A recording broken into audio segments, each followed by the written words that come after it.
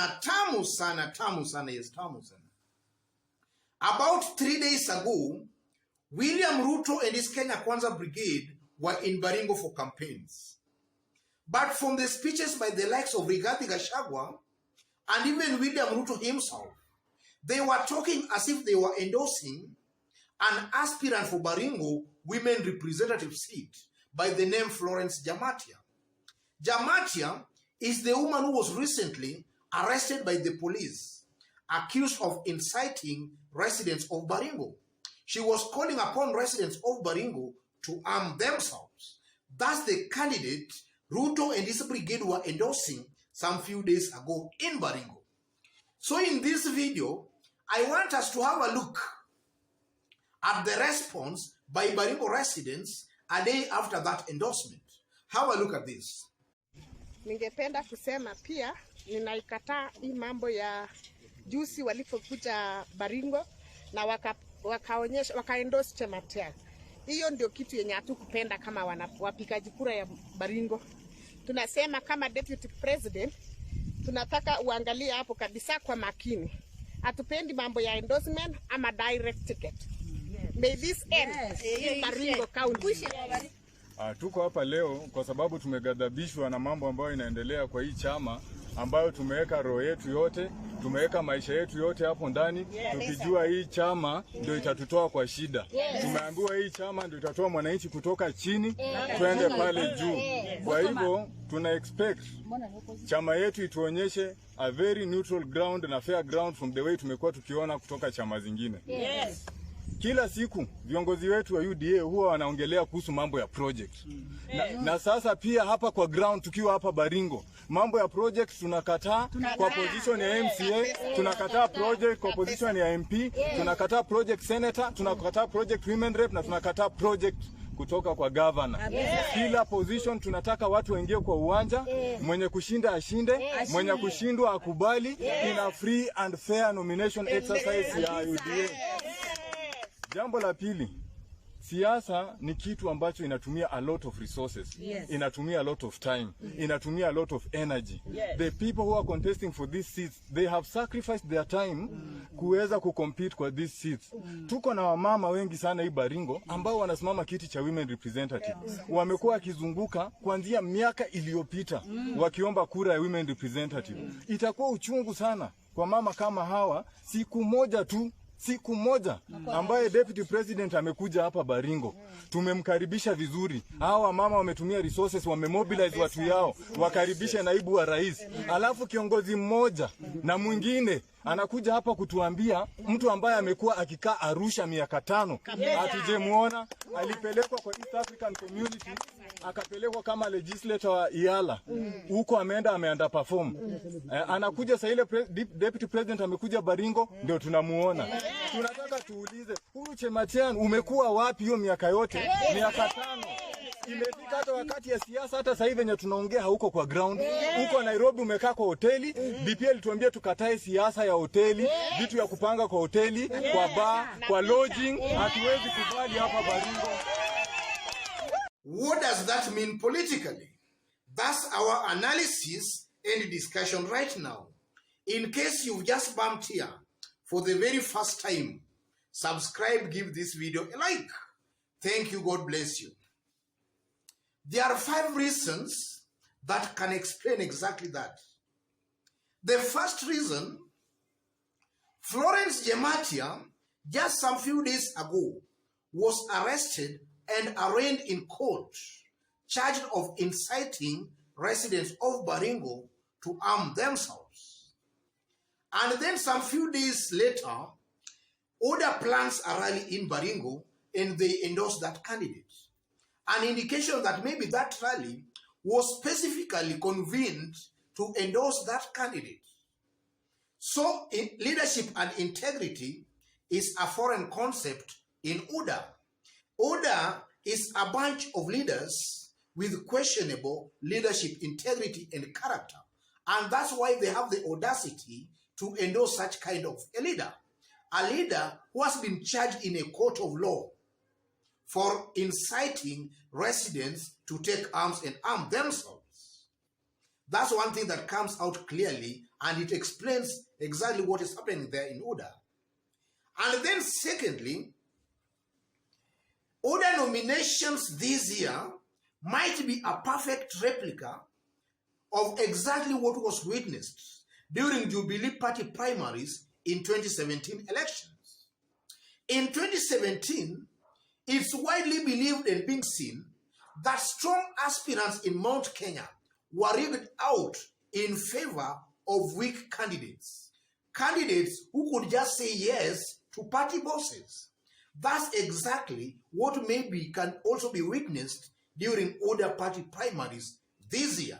That's also something explaining exactly what is happening in UDA. And then thirdly, you know, William Ruto has been going around specifically in Rift Valley talking about six-piece suit, rather six-piece kind of voting pattern. And from those residents, or rather from the response by those Baringo residents, it's very clear that six-piece voting pattern might be a tall order, specifically in Rift Valley. And I'm saying that because maybe strong aspirants might be rigged out of party primaries. Yes, strong aspirants might be rigged out.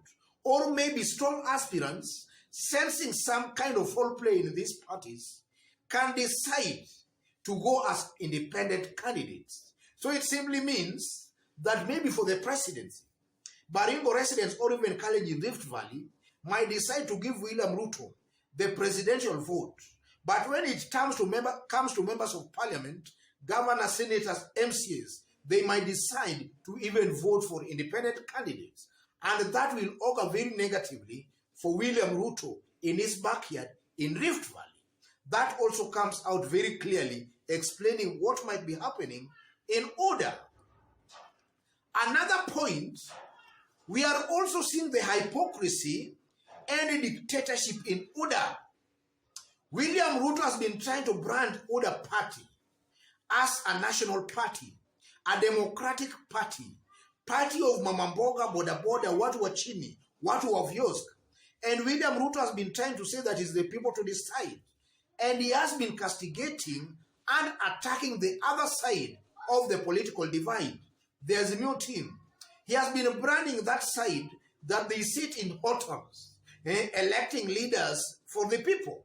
But from what those residents of Baringo are saying, it's very clear that William Ruto and his UDA party, they might have sat somewhere, at a corner in some hotel, some dark room somewhere, and they might have agreed between themselves to endorse Florence Jamatia. So that actually betrays William Ruto's narrative that UDA is a democratic party. That betrays William Ruto's narrative that actually the other side is sitting in some hotels, holding some meetings, electing leaders for them. That betrays that. That just shows and exposes William Ruto's hypocrisy. William Ruto is actually preaching, water but drinking wine. Preaching water but drinking wine. That's exactly what is going on in UDA. If at all that those accusations and those complaints by Baringo residents are anything to go by. And then another point, it's a given fact that UDA party and William Ruto might be strong in Kalenjin Rift Valley. That's a given fact. But if you look at the political reality, or rather the local politics in Kalenjin Rift Valley, it's most definitely clear that UDA as a party might not be all that strong in Baringo County. And there are some reasons to explain that. And I'm saying it might not be all that strong because in an area that a party is very strong, then you will have very strong candidates competing for that party's ticket. You can even have up to 5 strong candidates that you can't tell who is going to win this ticket. But for a party or some party officials to come out to endorse one candidate, that's just an indication that there are no strong aspirants who have emerged seeking that ticket in that area. So it might be most likely that in Baringo County, For the seat of women representative, it might also be possible that strong candidates might have not emerged to contest for that seat through UDA, and only maybe one strong candidate might have emerged. And that's just an indication and a proof enough that UDA as a party might not be all that strong in Baringo. And that's why there are no strong candidates competing for that ticket. So in one way or the other, that is also painting a picture of some kind of a division in Kalenjin Rift Valley. William Ruto is only popular in some sections of Kalenjin-dominated Rift Valley, but also not very popular in also some other regions of the Kalenjin-dominated Rift Valley. And I can attribute that largely, ladies and gentlemen, to the Kanu factor in Baringo, the Tugen factor, and also the Pokot factor in Baringo, especially the Tiati area. So I won't be wrong to conclude that in this year's election, William Ruto is heading into this election with a divided Rift Valley. A Rift Valley that is not wholly going to vote as a bloc.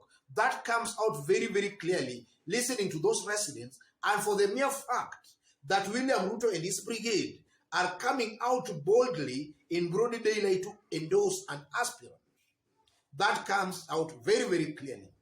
I strongly believe that these 5 reasons best explains exactly what might be happening in UDA and more so in the Rift Valley, and in this case, Baringo County. Otherwise, ladies and gentlemen, just as I did state when we were starting, in case you've just bumped here for the very first time, and so far you have not yet subscribed, kindly subscribe, give this video a like. To our fans and subscribers here, I'm very much humbled, very grateful for the kind of support you are giving me here. God bless you, God bless Kenya.